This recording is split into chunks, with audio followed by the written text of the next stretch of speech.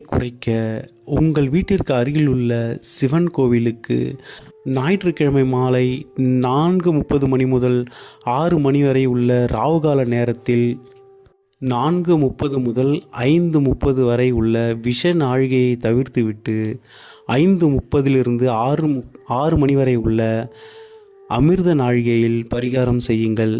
சிவாலயங்களில் சர்ப்ப கிரகங்களின் சிலை தனியாக பிரதிஷ்டை செய்யப்பட்டு இருக்கும். அங்கு சென்று முதலில் விநாயகரை வணங்கிக் கொள்ளுங்கள். உங்கள் கைகளாலேயே நீர் ஊற்றி அந்த சிலையை முழுவதுமாக சுத்தம் செய்யுங்கள். சுத்தம் செய்த பிறகு பாலால் அபிஷேகம் செய்யுங்கள். மஞ்சள் குங்குமம் விட்டு தீபம் ஏற்றுங்கள். நீங்கள் பரிகாரம் செய்ய செல்வதற்கு முன் ஒரு கைப்பிடி அளவு கொள் மற்றும் முழு கருப்பு உலர்ந்து வாங்கி கொள்ளுங்கள். அதனை ஒரு கைப்பிடி அளவு எடுத்து ஒரு வெள்ளை நிற காகிதத்தில் வைத்து கொள்ளுங்கள். உங்கள் கைகளாலேயே அவற்றை சுத்தம் செய்து கோயிலுக்கு செல்லுங்கள். அபிஷேகம் செய்யப்பட்ட பிறகு ராகு பகவானுக்கு முன்பு கருப்பு உளுந்தையும் கேது பகவானுக்கு முன்பு கொள்ளையும் வைத்து அதன் மீது விளக்கேற்றுங்கள்.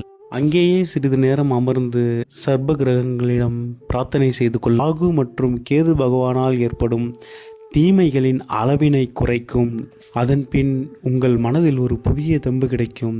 உங்கள் பிரச்சனைகள் படிப்படியாக குறைய ஆரம்பிக்கும். உங்களால் முடிந்த அளவு சிறு சிறு தான தர்மங்களை அடிக்கடி செய்து வாருங்கள். உங்களின் பெற்றோரை கவனமாக பார்த்து கொள்ளுங்கள். நன்றி.